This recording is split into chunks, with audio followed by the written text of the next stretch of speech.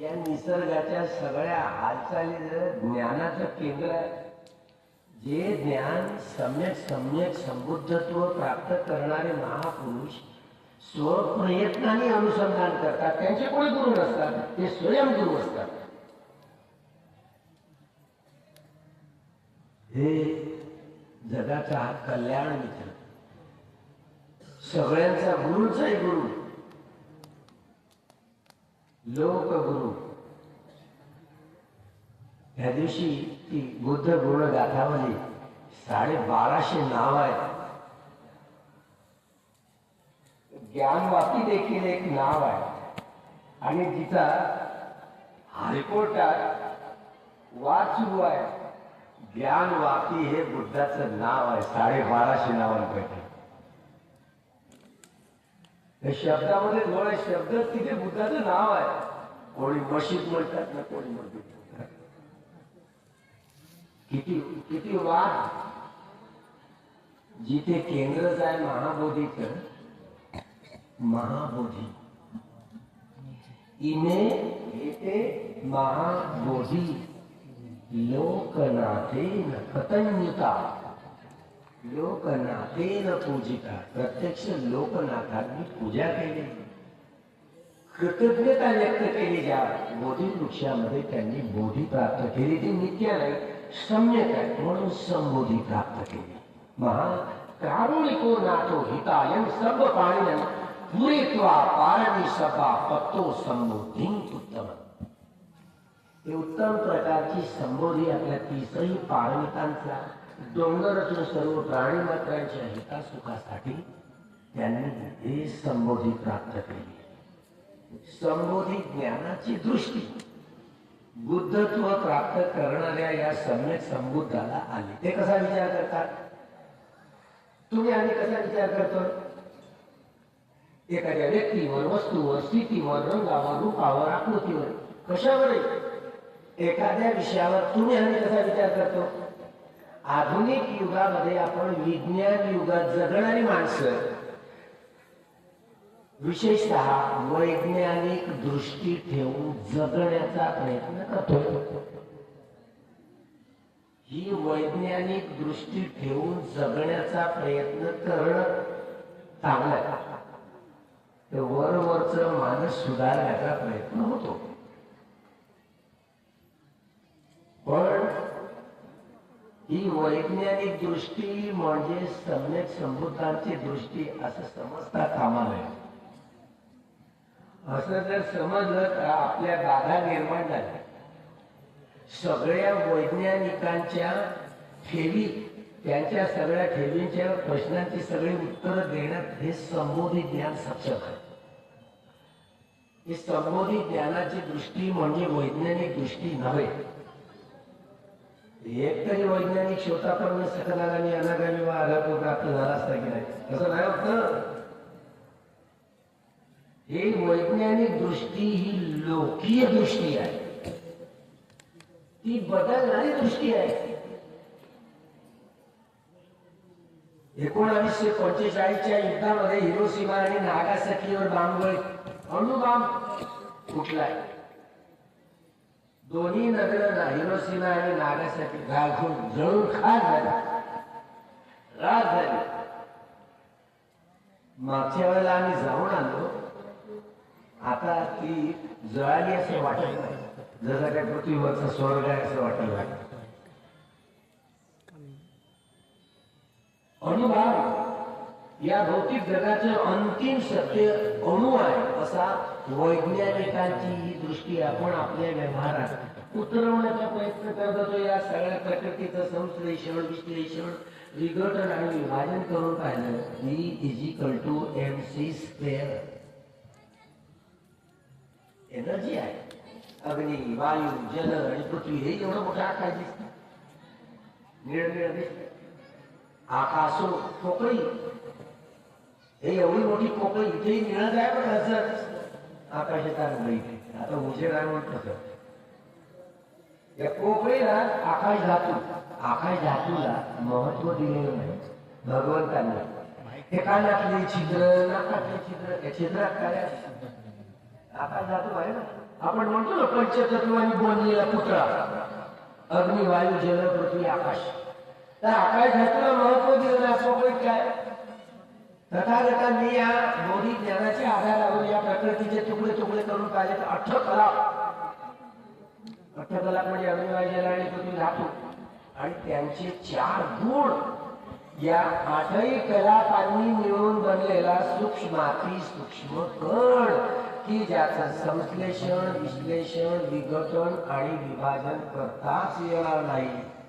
याला नाव दिलं तथागतांनी अठ्ठकला.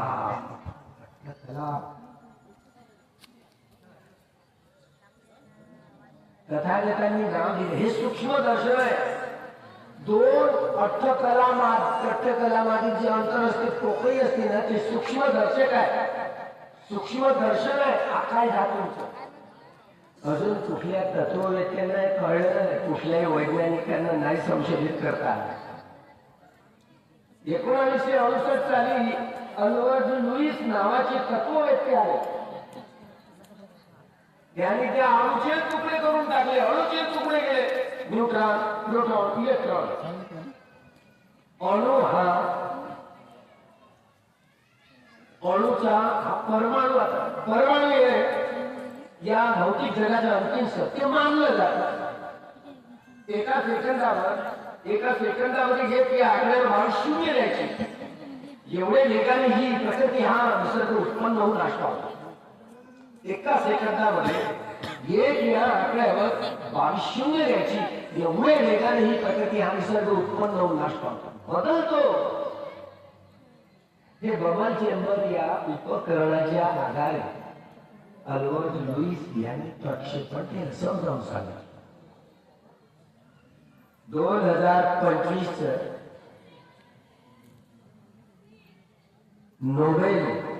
नोबेल पारितोषिक लंडनच्या जॉन क्लॉड याला गेलं. 3 तत्ववेत्ते आहेत. त्यांनी याचे तुकडे केले. याचे तुकडे. आता तो काय म्हणतो 2025 आपल्याला गायब होता येतं, अंतर्धान होता येतं, आरपार विचित्र घुसून आरपार जाता येतं, पहाडातनं आरपार जाता येतं, आकाश मार्गाने जाता येतं. तुम्हाला आता विश्वास होईल का? आम्ही वाचत होतो, ऐकत होतो की भगवान बुद्ध एका चित्तक्षणामध्ये कुठेही जाऊ शकत असत. आपल्या आईच्या मृत्यूनंतर 7व्या दिवशी मरण पावली. मेल्यानंतर ती तुषिता देवता लोकांमध्ये देवपुत्र म्हणून जन्माला आला आणि आपल्या मातेच्या ऋणातून मुक्त होण्यासाठी म्हणून 7वा वर्षावास तथागतांनी 53 देवता लोकांमध्ये हा देवेंद्र शक्र दैविंद सक्र कधी कधी हा इंद्र असं नाव ऐकलं तर आपल्या लोकांचे डोके गरम होऊन जातात. आणि इथे मध्येच कशाला इंद्र आणतात? देविंद असं पाली शब्द आहे. देविंद. इंद्र म्हणजे राजा, देवतांचा राजा म्हणजे देविंद शक्र. देवेंद्र शक्र हा आमचा साळा नाही, तो देवेंद्र मुख्यमंत्री येतो नाही तर तो समजा ज्यांनी आता फ्लाईट मध्ये मारलं की नाही उपमुख्यमंत्र्याला नाही का बारामतीला इजा केली. कठीण काम आहे ना, शेवटी कमावच येत. महात्मा गांधींना नाथुराम गोडसेंनी 3 गोळ्या घातल्या.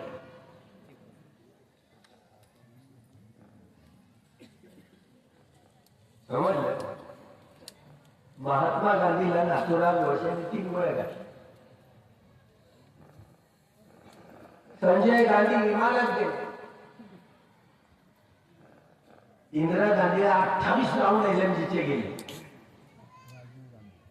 राजीव गांधीला कमरेला बटन दाबली, तुकडे देता दिसले नाही. चिल्लर जोडा दिसत होता, जोडा दाखवून ठेवला एवढा तर मत द्यायचं. कुशला है कुशलम कम विपाकानं खंडानं कटकाच रूपानं कम पचे न पचे. आमच्या महामंत्रालय म्हणते ना, आमचा काय तुमचा आहे का? आमच्या महामंडळांमध्ये त्याच्या शरीराचे तुकडे तुकडे नाही केले तर खिमा खिमा करून टाकला, चादरीत बांधला, तरी मिळाला नाही. तरी त्याने त्याचं शरीर त्यागलं नाही. काय त्याचं शरीर आलं? एक आठवडा उकरारी मारून ओळख गेलं असेल का, तर तुम्हाला प्रश्नचिन्ह लागता.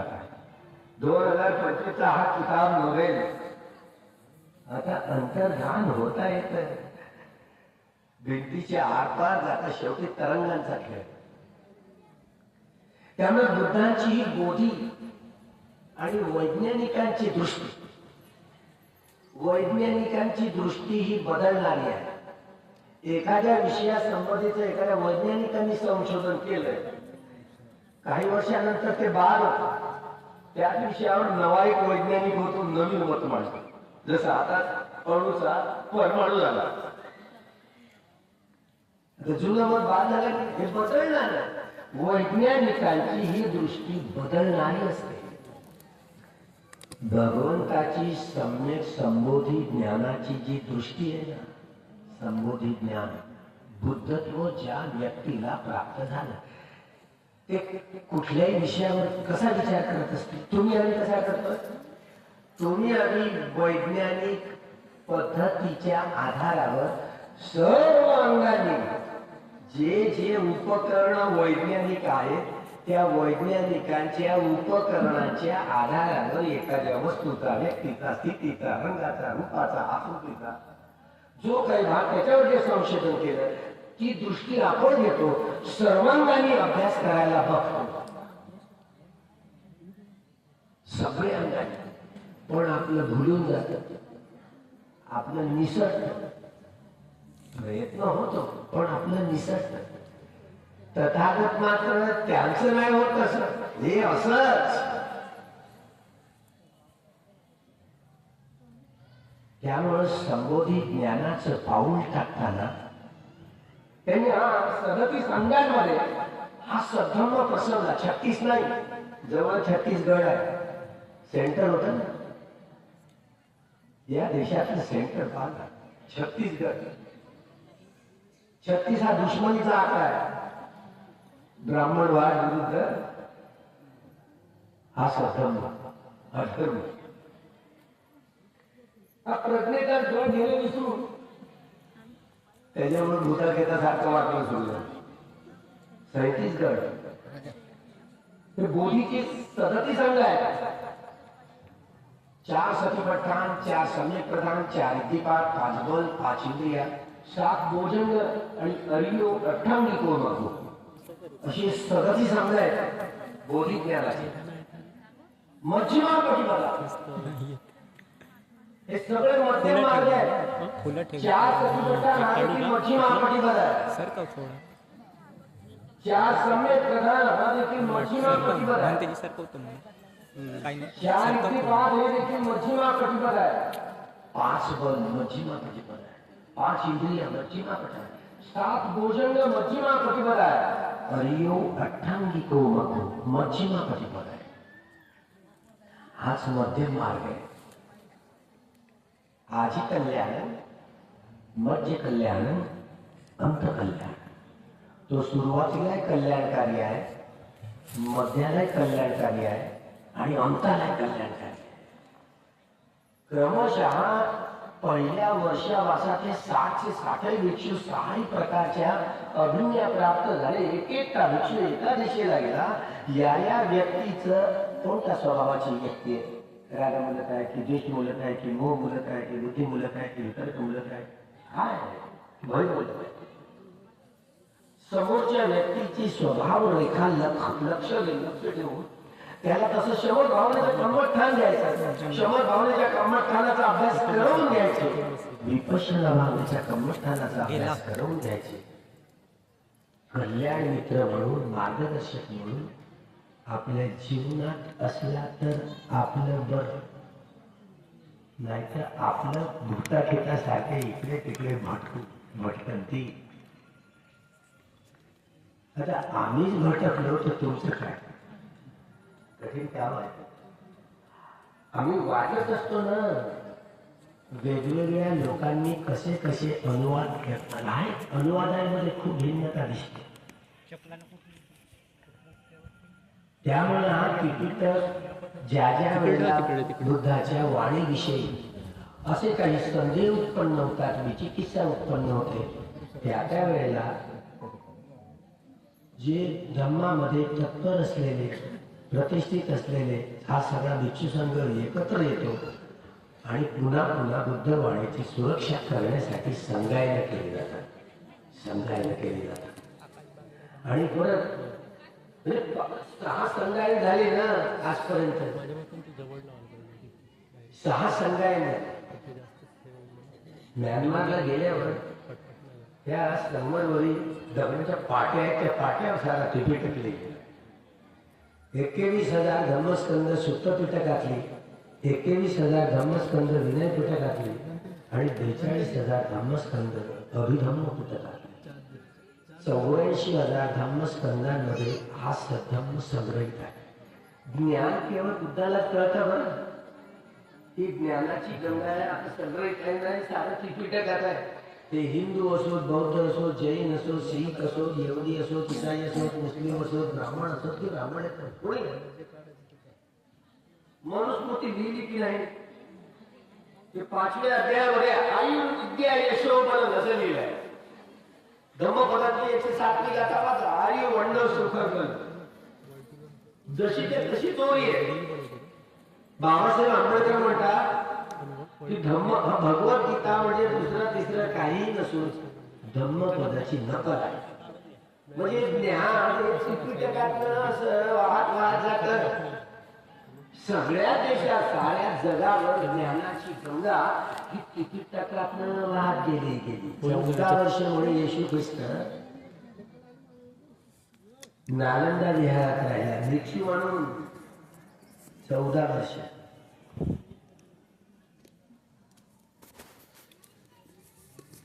भिक्षू म्हणून राहिले. पुढे या महानायांच्या कालखंडात त्याला अजूनही ते पूर्वेकडे देवपुत्र म्हणून पाहतात. अजून त्यांना बोधिसत्व म्हणतायत. भगवान बुद्धाला जसा विष्णूचा 9वा अवतार मानलाय की पूजा करतात नाही करतात वेगळी गोष्ट, पण अवतारवादी जो बोनस आहे ना महायानांचा, तो शेंडीवाल्यांना पावलाय. आज आपला शिंदीवाला मोहन मामा भागवत तो काय करतो माहिती, तो दलाई लामांकडून लिंपिंडीवर दूध टाकून भगवान बुद्ध विष्णूचा 9वा अवतार आहे त्यांच्याकडून बदवून घेतात. तुम्ही याने बोलवतो, औरंगाबादला बोलावलं होतं ना असे दूध कामायचे, हा सारा भिक्षू संघ होता. मी तिथे असतो तर काही खरंच नसतं. भिक्षू लोक माझी वाट बघत. म्हणजे एका मॅनमध्ये 2 तलवारी असू शकत नाही. ब्राह्मणवाद आणि बुद्धिझम एकीकडे क्रांती आणि दुसरीकडे प्रतिक्रांती. बुद्ध धर्म म्हणजे क्रांती आणि जोडतोड आहे ना. हे महाराजांचं कसं असतं, एखाद्या भिक्षूने अरहत्व प्राप्त केलं ना, त्याला जर वाटलं तर पुन्हा जन्म घेतो म्हणते. आली की नाही आपण आता ही जोडतोड आहे ना, ती खोडमोड करणारी. आता काय भांडणं करायचे आहेत, सगळ्यांनी एक व्हायला हवं. आता ती लिस्ट झाली ना महाबोधी विहाराची, तर महायांना झालं भरलं तिथे. आणि महाबोधी विहार आता मला वाटतं 21 तारीख आहे फेब्रुवारीची. तर आम्ही येतात रिट पिटिशन टाकलं असतं तर आमचंही असं उलटवून टाकलं असतं. ते इंटरव्हेन्शनची प्रक्रिया केली. आता तारखेवर तारखा देतील. मध्येच नरेंद्र मोदीजी येऊन गेले आणि सुरेश देसाई भट्टजींनाजी 380 नंबरची तिथे 2012ची पुन्हा तारीख देणं सुरू केलं. आता त्या केसमध्ये आम्ही गेलो, आम्ही एंट्रन्स केलं. होतं कसं की हे फक्त 4 भिक्षू आहेत. 4 भिक्षूंपैकी पहिले जे भिक्षू घेतले होते ते आता ज्ञानेश्वर महाथेर एक होते, विश्वदान. हे विषयदान नाही, ते दुसरे जुने सुरेश सोसायटीतून भंते आनंद होत आग्र्याचे. त्यामुळे त्यांनी मग अनेक भिक्षूंना तिथे ठेवले. पण जो पैसा येतो की नाही सगळ्यात मोठं जास्त दान. आणि या वर्षी तर 25ला बुद्ध जयंतीच्या वेळी भगवान बुद्धांच्या हे दिसत होतं चित्र ना, ते चिवर फक्त दिसत होत. स्वतः आरिफ मोहम्मद खान राज्यपाल त्याच्या उपस्थितीत त्याला सामोरे करून केंद्र सरकार राज्य सरकार मिळून सगळं बामणांनी आतमध्ये भरलंय आणि आतून दरवाजा लावून दिला. आणि जिथे आहेत ना ते लिंपीड म्हणून ते दगड म्हणतात दानपेटीच्या समोरचा, तिथे जाऊन पूजा केली. ते बामणा बरोबर चलत असतात, हुशार असतात. हा जो बोधिवृक्ष आणलाय ना, ही 4थी पिढी आहे.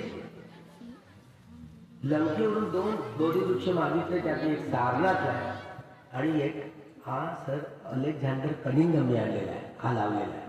आता जो लिहितो होती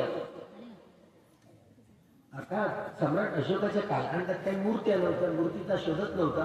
जगात मूर्तीचा शोध पहिल्यांदाच कनिष्कांच्या कालखंडात आला आणि जगात पहिल्यांदा मूर्ती बनली ती भगवान बुद्धांचीच बनली, दुसऱ्याची नाही ना. आता जी मूर्ती आहे कनिष्कांच्या राजा कनिष्कांच्या कालखंडात ती मूर्ती बनली. आणि समोरचं जे लिंपी म्हणतो ना काळा कलर एवढा होता अगोदर स्तूप आहे, ते ओरिजिनल स्थळ आहे. तुम्ही 3ऱ्या संगायनानंतर जिथे जे अशोकाराम आहे ना, तिथे धम्मलिपीच्या अक्षरामध्ये 10वा अभिलेख लिहिलेला. या 10व्या अभिलेखामध्ये ते स्थळ जे बोधीचं संबोधीचं खरं स्थळ सेंटरमध्ये आहे. त्या विहाराच्या सेंटरमध्ये आहे ते तिथे सगळ्या सम्यक संबोधांनी संबोधी प्राप्त केले. तुम्हाला माहित होतं का?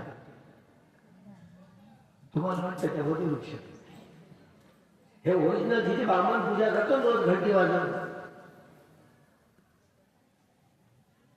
माहिती नाही कोणत्या दिवशी तो रिझल्ट येतो.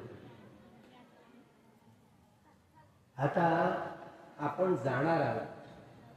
अनेक लोकांनी अनेक ग्रुपनी वेगवेगळे कार्यक्रम ऑर्गनाईज केले. खरं काय 10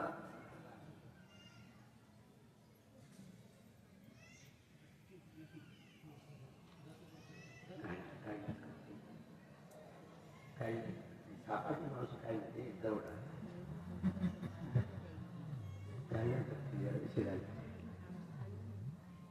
त्यामुळं आता 10 फेब्रुवारीला आंदोलन करा असं ऐकायला येतं का? आता कोणतं आंदोलन कराल तुम्ही? बच्चू कडूचा फोटो येतात, बच्चू कडू येत आहेत. हे शेतकऱ्यांचं आंदोलन आमच्या शाळेने देवेंद्रनी कसं दडपलं? हायकोर्टात गेले, हायकोर्टातून ऑर्डर काढला हे जीवन विस्कळीत होत आहे आणि दिला 7/12 तोरण आहे ना, 30 जूनची तारीख दिली. आपल्याला तसंच करणार आहे. अरवली पर्वत आहे ना, अरावली पर्वत, हा अरावली पर्वत तिथे लेणे त्या आपलीच खरी नुकसान आहे. सुप्रीम कोर्टातनं अनुमती घेऊन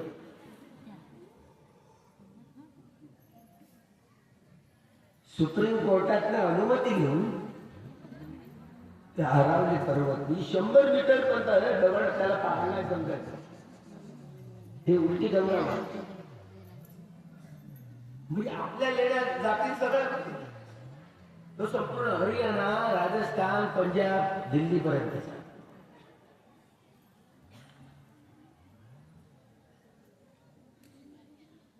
आणि आपली भिल लोक रस्त्यावर उतरले, कोण तिकडे भिल लोक रस्त्यावर उतरले. देवेंद्र फडणवीस या गडचिरोलीचा पालकमंत्री आणि सगळं गडचिरोलीचं जंगल गौतम अडाणीच्या घशात टाकलंय. आम्ही 12 वर्षापासून पंढरपूरला जातोय, भीमा कोरेगाव पासून, पूजा करण्यासाठी नाही, हे सिद्ध करण्यासाठी. आता आम्ही केस टाकणार आहोत. कारण काय झालं की 18ला वारकऱ्यांनी केस जिंकली. वारकऱ्यांनी म्हणे एका मडक्यात बामणाच्या वकिलांनी आर्ग्युमेंट केलं. सगळ्या ब्राह्मणांनी मंत्र म्हणून म्हणून सगळं विठ्ठलाचं ते तिथं कोंबलं आणि त्या सहस्त्रपती बामणाच्या घरी ठेवलं. सुप्रीम कोर्ट मला जा तिथेच तुमचं इथे काय आता दानपेट्यावर आपले माणसं अनुसूचित जाती जमत पोर आहे, त्याला डिजिटल करणार. आतमध्ये गेलं सारा मुद्दत दिसतो. बाबासाहेब बोलले होते मी सिद्ध करून टाकले. सुब्रमण्यम स्वामींनी मात्र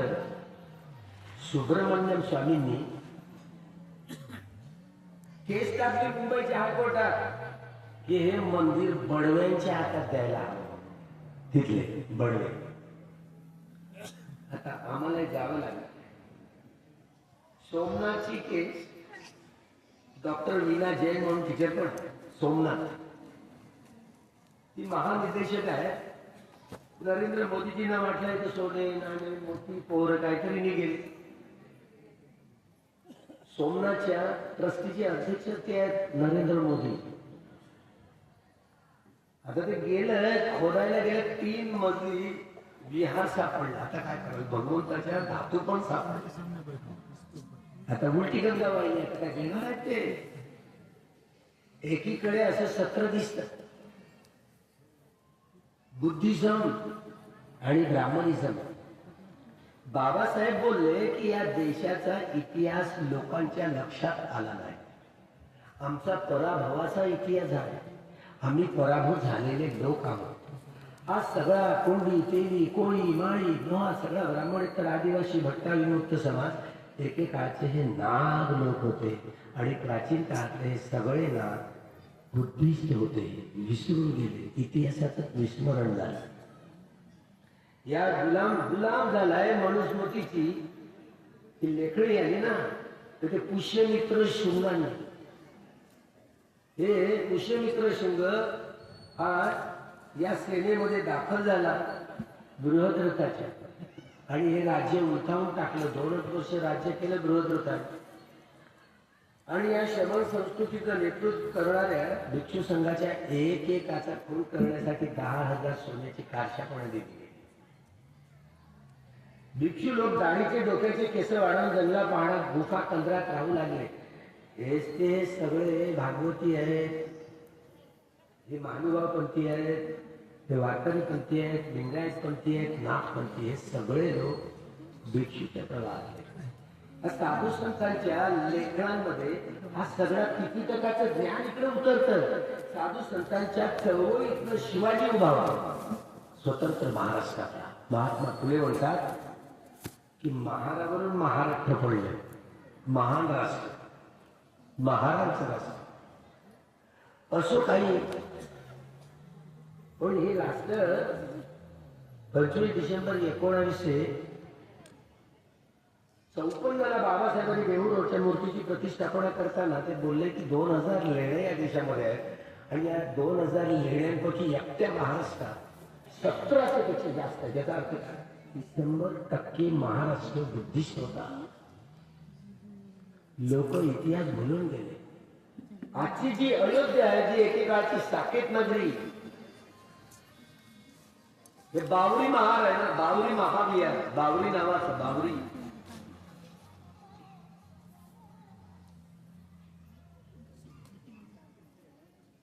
मंत्री होता पुरोहित. पुरोहित हा पाली शब्द आहे ना, काही संस्कृत वाल्यांना आहे. पुरोहित म्हणतात म्हणजे ब्राह्मण दिसतो. पुरोहित पाली शब्द आहे. पुरोहित म्हणजे मंत्री होते. प्रसेनजिताचा राजमंत्री होता. म्हातारपणात तो भिक्षू झाला. आणि त्याच्यात उपस्थितीत जी महाउपासिका विशाखा, तिने आपल्या मेंढक सृष्टी आजोबा तिचे त्याच्या स्मरणासाठी ते स्तूप बांधला. आणि त्या स्तूपाचे ते नाव हे बावरी महास्थवी हे भिक्षू होते. बाबरी महाविहार. आपण मशीद तो कोणत्या राजाच्या नावावरून नाही आहे. बाबरी पुढे झाले, बाबरी नाही. बाबरी पुढे पुढे आक्रमण झालं, पण तिचं बांधकाम आतून पाहिलं असतं तर तुम्हाला समजलं असतं अजूनही माझ्याकडे तो दगड आहे. 84 खांबा, तिथे धम्मलिपीची अक्षरं होती. आता हे राम मंदिर त्यांनी बांधलं, अजून खोदकाम केलं तर सगळे विहाराचे सगळे उल्लेख. तेव्हा ही संपूर्ण परिणती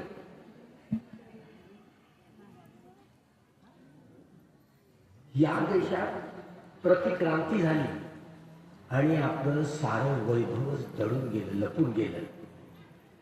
आता कोणतं विहार, कोणत्या कोणत्या मंदिरांसाठी तुम्ही मागणी करणार? सारं आयुष्य याच्यात घालणार आहात. सारं आयुष्य सद्धम्म धारण करणं किती दूर राहिलं. आता तर या देशाचं संविधान, जे संविधान त्याचा बेसच बुद्धिझमचा आहे, त्यामुळं त्यांची पोट दुखू लागली. आता तर ते संविधान बाबासाहेबांनी लिहिलंच नाही अशा बोंबा सुरू झाल्या. आता तर तुम्हाला रस्त्यावर उतरण्याशिवाय मार्ग नाही. 26 जानेवारीला मी एकटा राहायचो, नाही तर मला गर्दी सुधारायची. सगळे पोरं बाळा नवीन तिरंगे ऐकू द्यायचे. यावर्षी तसं झालं नाही. म्हणजे तरुणांचे माथे भडकवण्यामध्ये ब्राह्मणवाद यशस्वी झाला. तिरंगा म्हणतात, चौथा रंग विसरले ते. या देशातले 142 करोड लोक झुकून सलाम करतायत, नमन करतायत, वंदन करतायत या देशातल्या त्या धम्मचक्राला. धम्मचक्र ही तू पच्चू, आरंभण पच्चू, अधिपती पच्चू, अनंतर पच्चू. म्हणजे बाबासाहेबांनी जी घटना लिहिली, बुद्धाचं हे बोधी ज्ञान पेरून माणूस त्याचं सार्वजनिक जीवन, राजकीय, सामाजिक, आर्थिक आणि सांस्कृतिक जीवन कसं सजवलं जाईल, त्याचं धार्मिक पिंड बनवलं. जगातल्या कुठल्याच विद्वानाला हे करता आलं नाही, बाबासाहेबांना करता आलं ना. तिरंग्यावर चौथा रंग कोणलाय? धम्मचक्र. हे तो बच्चे आरंभण बच्चे, हा अभिधम्म बरे का. जिथे जिथे जा भगवंत त्यावर पतीच्या समोर पादच समजावून सांगत असत. अविद्या पच्चे या संखार, असंखार बच्चे यानी इत्यादी इत्यादी हे समजावून सांगत असत. आता तुमची संसद आणली, लंबी बैली, तिला मारला, लखवा, ती झाली मुक्की. कोण समजावून सांगणार आहे? आपले 4 खासदार गेले होते, आता त्यांनाही नव्हतं कळलं, तेही तसेच. 100% निकाल लागला होता रिपब्लिकन पार्टी. आता काय करा? तिथे धम्मचक्र प्रवर्तन आहे त्या राष्ट्रपतीच्या निवासावर लिहिलं. पहिला उपदेश न भगवंताचा, राजाने राज्य करायचं कसं. घटनेच्या 21व्या कलमामध्ये का सरकारी स्वस्त दुकानात नाही मिळाला, कोणत्या अन्न, वस्त्र, निवारा, शिक्षण आणि आरोग्याच्या मूलभूत गरजांची ते धार्मिक राजाने करावी. देव वत्स तुकाने शस्य संपत्ती हे तुझ्या फितो भवतु लोकोच राजा भवतु धम्मिक. राजा जर धार्मिक झाला, लोकांना हा मतदानाचा अधिकार प्राप्त करण्यासाठी लोकांना रक्त सांडवावं लागलं. आणि बाबासाहेबांनी या देशातल्या नागरिकांना तोंडात घास इथपर्यंत आणून दिला, फक्त खायचा, खाऊन खायचं एवढं शिल्लक आहे. तरी देखील ईव्हीएम लादून हॅक करून निवडणुका घेतल्या जातात आणि आपल्या मूलभूत अधिकारांवरती गदा येते. कुठेही मत मान चाललं कोणाला. आता ह्या गोष्टी राजकीय वाटतात. न्याय, स्वातंत्र्य, समता आणि बंधुभाव, न्यायाचं हे चक्रच आहे ना. तिरंग्यावर चौथा रंग कोणला, न्यायपती हे सत्य, लोकीय सत्य आणि लोकोत्तर सत्य. हे संसदेतल्या लोकांनी, जे लोक तिथे धार्मिक लोक, उपासक, उपासिका जातील, ते एंट्री करून या सर्व लोकांची धार्मिक राजा असेल तो कल्याणकारी असेल यांचं भौतिक जीवन आणि आध्यात्मिक जीवनाची सजावट करताना कूट दंत सूक्ताचा आधार घेऊन मिनिट्स बुक मध्ये बघा म्हणजे कूट दंत सूक्ताचा आधार घेऊन घटनेचं 21 कलम कसं आलं. राजा जर धार्मिक झाला साऱ्या जमिनीचं कारखान्याचं राष्ट्रीकरण करतील आणि सगळ्या लोकांचे अन्न वस्त्र निवारा शिक्षण आणि आरोग्याच्या गरजांची पूर्तता करतील. मूलभूत अधिकार भौतिक जीवनाची सजावट आणि आध्यात्मिक जीवनाची सजावट हे तू बच्चे आरंभ बच्चे अधिकार चाललं ना. 23 तारखेला सकाळी 10 वाजेपासून तर आज सकाळी 10 वाजेपर्यंत 7 दिवस हे बच्चे आरंभ बच्चे अधिपति बच्चयो अनंतर बच्चे समनंतर बच्चयो सहजात बच्चे अन्य बच्चयो निश्चय बच्चे उपनिश्चय बच्चयो बुद्धिजात बच्चे बच्चाजात बच्चे आसेवन बच्चे कम्म बच्चयो विभाग बच्चे आहार बच्चयो इंद्रिय बच्चे ज्ञान बच्चयो मग्ध बच्चयो संपयुक्त बच्चयो विपयुक्त बच्चे अति बच्चयो नति बच्चे विगत बच्चे विगत बच्चयो अविद्या संखार. हे अविद्येमुळे जे भवसंस्कार कामभूमीतले कामदुर्गती कामसुगती रूपभूमी आणि अरूपभूमीतल्या या संस्कारांचा संग्रह करून करून हे एवढं मोठं भवचक्र दुःखचक्र लोकचक्र इकडून तिकडे तिकडून इकडे फिरत आहोत आपण. वारंवार या भवतृष्णांमुळे पुन्हा पुन्हा घर बांधत राहतो, पुन्हा पुन्हा जन्म घेत राहतो, पुन्हा पुन्हा दुःखात पडत राहतो. हे तृष्णे अनेक जाती संसार. या संसार चक्रामध्ये मी अनेक जन्म घेत गेलो. तूच आहेस घर बांधणार. अनेक जाती संसार संगा विसंगनी मी वारंवार जन्म घेत गेलो आणि पुन्हा दुःखा जाती पुन्हा पुन्हा पुन्हा दुःखात पडत गेलो. हे तृष्णे गेहकार संतो दुःखा जाती पुनः पुनः गेहकार दिट्टोसी पुनः गेहं न काहसी सब बातें फासुका भग्गा गेहकुटं विसंकितं विसंखारगतं चित्तं तन्हानं खयं अध्यगा इति. हे तृष्णे तूच घर बांधणार आहे.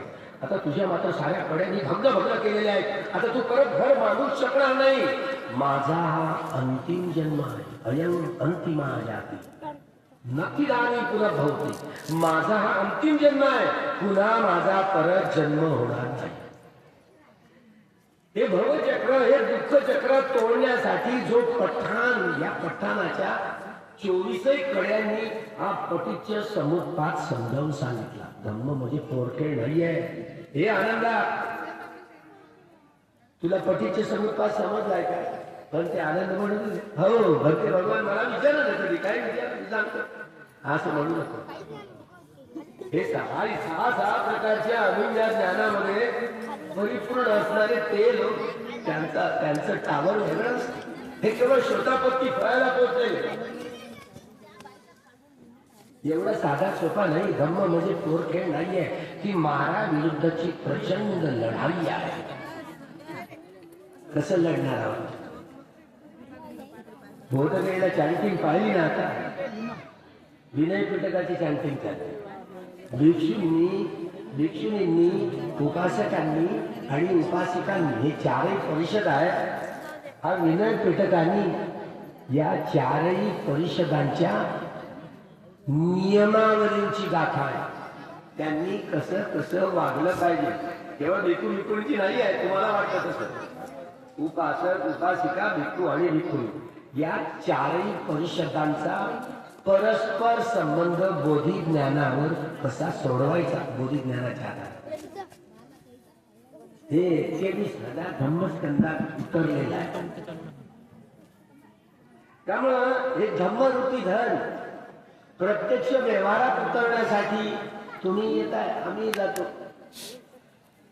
पण म्यानमारला ब्रह्मदेशामध्ये आता बुद्धघोष बोलते आहे.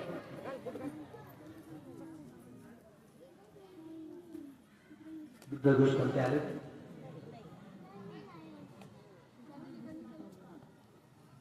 ते सांगतील म्यानमारचं वर्णन. ते जाऊन आले.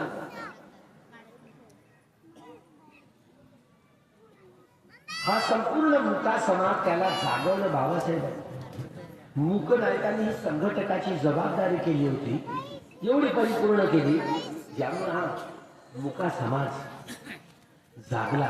मुक्या समाजाचा हा नायक झाला. तो दिवस म्हणजे 31 जानेवारी.